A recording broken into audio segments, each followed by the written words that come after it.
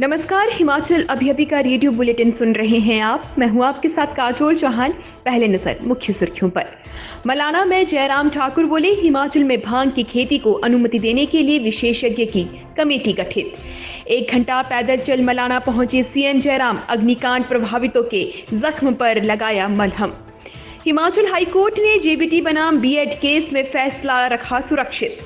हिमाचल कांग्रेस महंगाई व बेरोजगारी को लेकर 14 से करेगी पदयात्रा, लोगों से करेगी सीधा संवाद। 15 नवंबर को शिमला से शुरू होगी स्वर्ण आयोग अधिकार पदयात्रा। हरिद्वार में होगा पिंडदान। किन्नौर के सांगला की बुरन घाटी में 2 लोगों की मौत, क्षेत्र में सनसनी। मंडी शहर के खलियार वार्ड में फुटबॉल खेलते खेलते अचानक गिरा किशोर, हुई मौत। डॉक्टर राजेश बोले, कंगना का बयान शर्मनाक, वापस लिया जाना चाहिए सम्मान। और अब खबरें विस्तार से।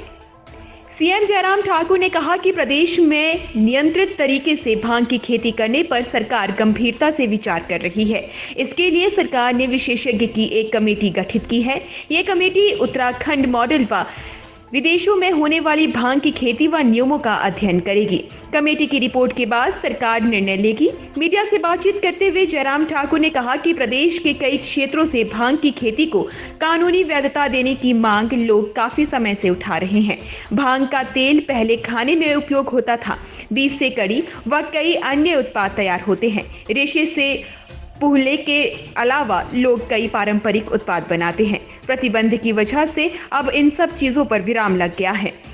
कमेटी की रिपोर्ट के आधार पर सरकार सिर्फ दवा व रेशा उत्पादन के लिए भांग की खेती करने की मंजूरी देने पर विचार कर सकती है। हिमाचल के कुल्लू जिला के सबसे ऐतिहासिक गांव मलाना में हुए भीषण अग्निकांड प्रभावित से आज सीएम जयराम ठाकुर ने मुलाकात की। इससे पहले जयराम ठाकुर ने परंपरा के अनुसार गांव में प्रवेश से पहले देव जमदग्नि ऋषि से अनुमति ली।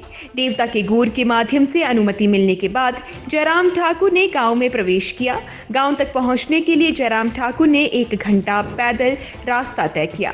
जयराम ठाकुर पैदल मलाना गांव के दौरे के दौरान रास्ते में पत्थरों पर बैठकर आराम करते हुए भी दिखे। शिक्षा मंत्री गोविंद ठाकुर और विधायकों सहित अधिकारी भी उनके साथ मौजूद रहे। सीएम जयराम ठाकुर ने गांव में पहुंचकर अग्निकांड प्रभावितों से मुलाकात की और उन्हें सांत्वना दी। जयराम ठाकुर ने उन्हें हर संभव सहायता देने का वादा किया। हिमाचल प्रदेश हाईकोर्ट में आज जेबीटी बनाम बीएड केस में सुनवाई के बाद अदालत ने फैसला सुरक्षित रख लिया है।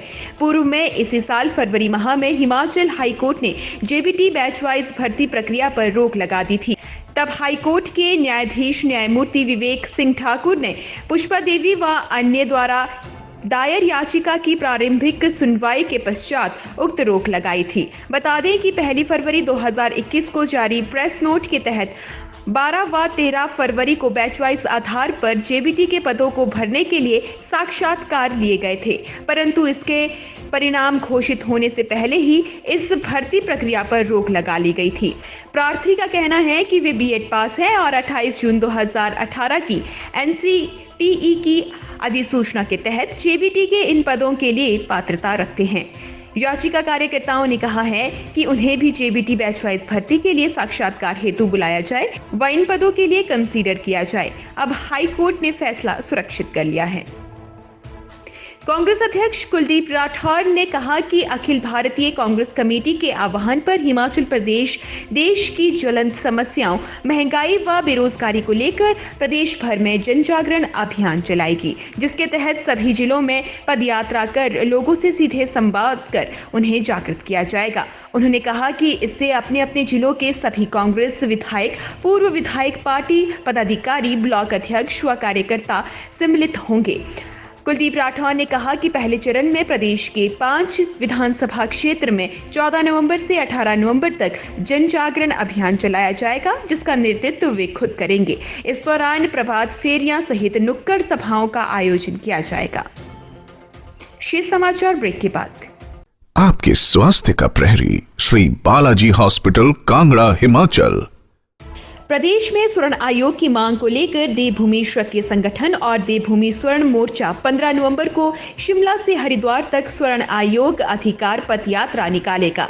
ये यात्रा समाज में अपने भाईचारे, समानता और स्वर्ण आयोग संगठन की मांग के लिए की जा रही है। मंडी में आयोजित पत्रकार वार्ता के दौरान देवभूमि क्षत्रिय संगठन और देवभूमि स्वर्ण मोर्चा के मंडलाध्यक्ष रुपेश ठाकुर ने कहा कि इस पद यात्रा के दौरान स्वर्ण समाज के लोग बड़ी संख्या में एकजुट होकर एकता का प्रमाण देंगे। रुपेश ठाकुर ने कहा कि स्वर्ण समाज के लिए जातिगत आरक्षण, एट्रोसिटी एक्ट आदि कानूनों से आहत है और वे इन सब कानूनों का शव यात्रा निकालकर हरिद्वार में पिंडदान करेंगे। पिंडदान करने के उपरांत आर्थिक आधार पर आरक्षण का गंगाजल हरिद्वार से लाया जाएगा। मंडी के शहरी क्षेत्र के खलियार वार्ड में एक बच्चे के अचानक गिर जाने से मौत होने का मामला सामने आया है। वहीं बच्चे की मौत के बाद क्षेत्र में मातम पसर गया है। वहीं इस घटना का पूरा वाक्य साथ लगते एक सीसीटीवी कैमरे में भी कैद हुआ है। खलियार क्षेत्र की गलियों में दो बच्चे फुटबॉल खेल रहे थे। इसी दौरान भागते भागते एक किशोर अचानक साथ लगती गाड़ी पर जा गिरा।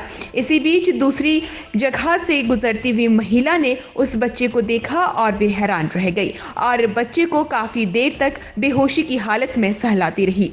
इसी दौरान जब स्थानीय लोगों घटना का पता चला तो लोग तुरंत मौके पर पहुंचे और बच्चे को अस्पताल लेकर गए, लेकिन अस्पताल में डॉक्टरों ने बच्चे को मृत घोषित कर दिया। हिमाचल प्रदेश के किन्नौर जिला में सांगला की बुरन घाटी में 2 लोगों की मौत हुई है। बुराव खड्ड के समीप 2 लोगों के शव मिलने से क्षेत्र में सनसनी फैल चुकी है। प्रशासन ने एक व्यक्ति के शव का पोस्टमार्टम करवाकर परिजनों को सौंप दिया है, जबकि एक अन्य मृत का पोस्टमार्टम पीएससी सांगला में होगा। मौत के कारणों का फिलहाल पता नहीं लग पाया है। पुलिस ने मामला दर्ज करके छानबीन शुरू कर दी है। हिमाचल कांग्रेस प्रवक्ता डॉक्टर राजेश शर्मा का कहना है कि देश की आजादी की लड़ाई में जो लोग गांधी, सुभाष और भगत सिंह की शांति और क्रांति की विचारधारा के साथ अंग्रेजी हुकूमतों से लड़ रहे थे, वे सभी 15 अगस्त 1947 को आजाद हो गए थे, जबकि अभिनेत्री कंगना रनौत कह रही है कि आजादी 2014 में मिली। डॉक्टर राजेश ने कहा कि देश का अपमान फिर भी मिल रहा है पद्म सम्मान। याद रहे कि पद्मश्री मिलने के बाद अभिनेत्री कंगना रनौत ने कहा कि असली आज़ादी 1947 में नहीं बल्कि 2014 में मिली थी, जिससे कि संदेश साफ होता है कि बीजेपी सरकार आने के बाद इस देश ने आज़ादी की सांस ली है। इस बयान को शर्मनाक और निंदनीय बताते हुए डॉक्टर राजेश ने कहा कि ये हमारे देश का दुर्भाग्य है, जहाँ पर मात्र एक राजनीतिक पार्टी को खुश करने के लिए देश के लिए मर मिटने वालों का मजाक उड़ाया गया है। अभी के लिए बस इतना ही। इजाजत दीजिए। नमस्कार।